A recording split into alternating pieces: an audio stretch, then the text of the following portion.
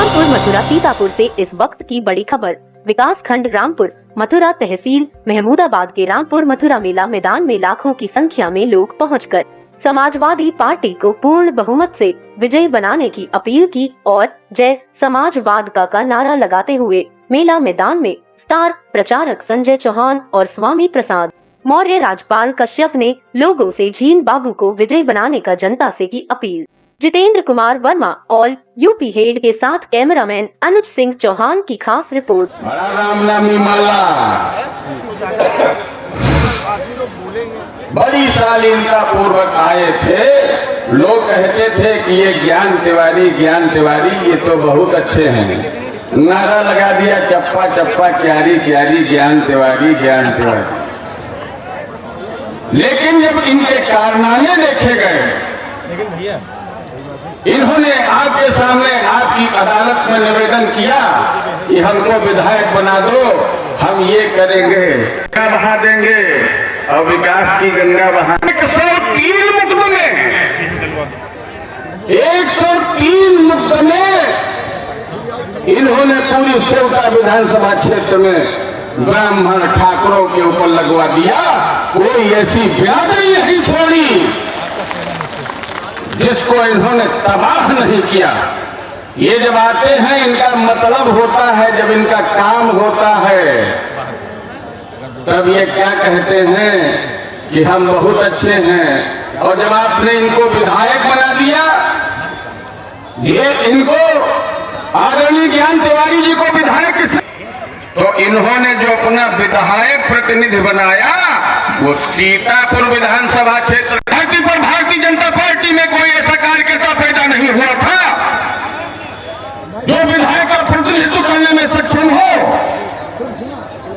क्या सीता विधानसभा क्षेत्र की धरती पर भारतीय जनता पार्टी के जितने भी कार्यकर्ता हैं, किसी की मन में ऐसा कोई लाल नहीं जन्मा था जो सीता विधानसभा क्षेत्र में आदरणीय ज्ञान तिवारी जी का प्रतिनिधित्व कर सके।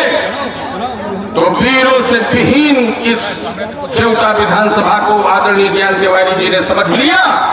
योग्यता से विहीन, कर्मठता से विहीन, और ये सोच करके इन्होंने अपना विधायक प्रतिनिधि सीतापुर विधानसभा क्षेत्र का इसलिए बना दिया कि हम जो लूटम लाट करते हैं ये कोई जान न पावे।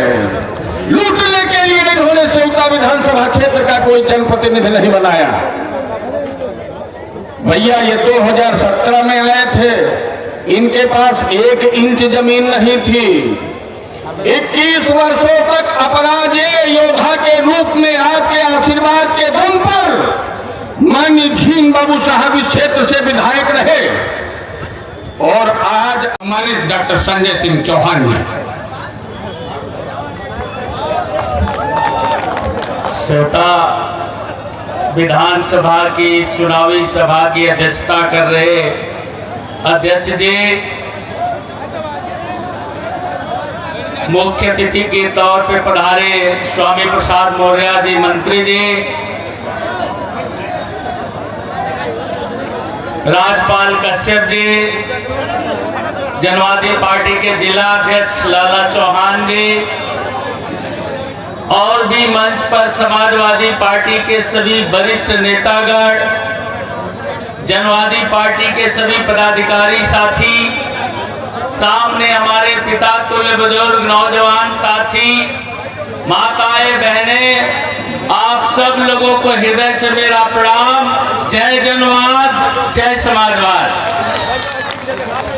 साथियों, ये वही रामलीला मैदान है। कुछ महीने पहले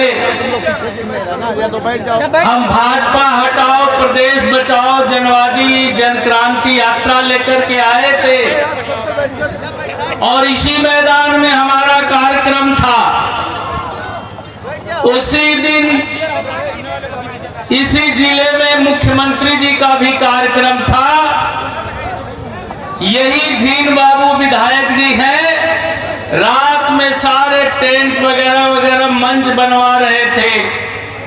रात में पुलिस आती है, हम लोगों का मंच और टेंट उखाड़ करके भिजवा देती है और कार्यक्रम हम लोग चल चिराती धूप में किए थे। खड़े होकर के किए थे, उसी दिन हमने संकल्प लिया था कि है भाजपा के मुख्यमंत्री, आज तूने हम लोगों को चिलचिलाती धूप में खड़ा करने को होने को मजबूर किया है। चुनाव आएगा, तुझे यहाँ की जनता उखाड़ फेंकेगी और झीन बाबू के यहाँ से इतने प्रचंड बहुमत से विधायक बनाएगी कि तुम्हारे विधायक का यहाँ जमानत जब्त हो जाएगी। तो मैं आप सब लोगों से जानना चाहता हूं साथियों, इस विधानसभा में हमारे लोगों का भी बहुत वोट है। यहाँ हम अपनी पार्टी से भी जब चुनाव लड़ाए थे तो 18,000 वोट हमारी पार्टी को मिला था, और विगत चुनाव में, पिछले चुनाव में हमारे लोगों ने टोटल वोट भाजपा को दिया था, भाजपा का विधायक जीता था।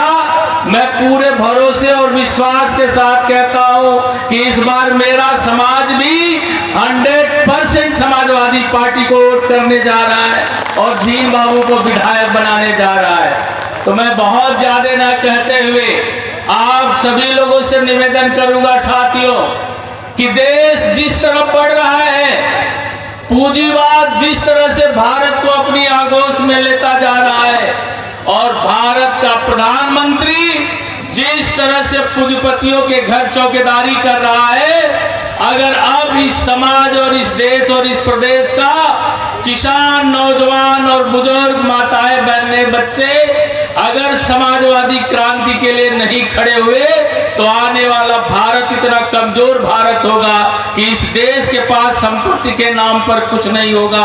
सारी संपत्ति इस देश के पूंजीपतियों के हाथ में होगी और अमीरी और गरीबी का फासला इतना लंबा हो जाएगा कि आने वाली हमारी पीढ़ियों को पाटने के लिए इस फासले को बड़ा लंबा संघर्ष करना पड़ेगा। तो मैं बहुत ज्यादा ना कहते हुए, योगी सरकार जा रही है, पहले दूसरे चरण में इसका 90% काम हो चुका है।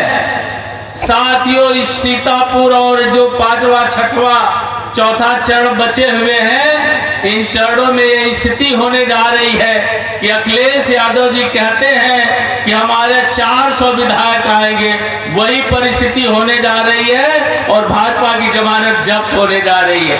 तो मैं और ज्यादा न कहते हुए इन्हीं चंद शब्दों से अपनी वाणी को विराम दूंगा और मैं अपने सभी समाजवादी, जनवादी और जय हिंद समाज पार्टी के साथियों से निवेदन करूंगा कि साथियों अपने अपने बूथों पर मजबूती से लग जाओ और झीन बाबू को इतने प्रचंड बहुमत से, इतने प्रचंड वोटों से यहाँ से विधायक बनाओ कि इस विधायक की गुंडागर्दी और योगी की भी गुंडागर्दी दोनों इस उत्तर प्रदेश से खत्म हो जाए। जय हिंद, जय जनवाद, जय समाज। बहुत बहुत धन्यवाद माननीय राष्ट्रीय अध्यक्ष डॉक्टर। झीन बाबू को अपनी गाड़ी अपने घर के सामने न खड़ी करने दे तो 1 इंच जमीन इस फकीर के पास नहीं है। 1 इंच जमीन अपनी गाड़ी खड़ी करने के लिए नहीं है। और 2017 में जब माननीय जी विधायक हुए तो आज हेलीकॉप्टर उनके मकान में उतरता है। 500 बीघे सब डामर रोड के किनारे जमीन खरीद ली और कहते हैं 1 रुपया गौ मांस के बराबर। ये कहां से आ गया भैया? अरे जरा वो ईमानदारी का सबक राजेश शुक्ला को भी बता दो तो हमारा किशोरगंज भी उन्नत कर जाए, हम भी उन्नत कर जाए। इस क्षेत्र के गरीबों को वो ईमानदारी का मंत्र बता दो तो इनकी समस्याएं खत्म हो जाए। तो इनका जब मतलब होता है तो ये कुछ और होते हैं और जब मतलब निकल जाता है तो कुछ और। मतलब निकल गया है तो पहचानते नहीं, मतलब निकल गया है तो पहचानते नहीं। और जब विधायक बन गए तो गाड़ी में काला शीशा गिरा करके उसके बाद चलते थे। तो हमने क्या कहा, यूं जा रहे हो ऐसे हमें जानते नहीं। हेलो, बहुत बहुत धन्यवाद साथियों। जाते जाते ये सुनते जाइए कि अब 2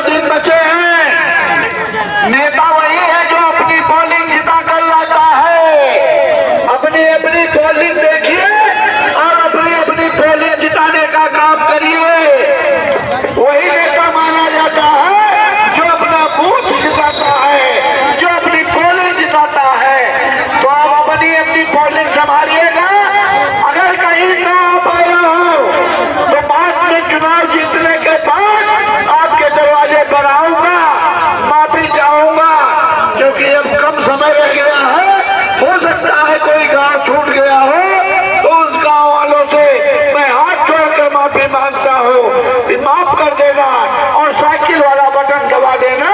उस सरकार बनने के बाद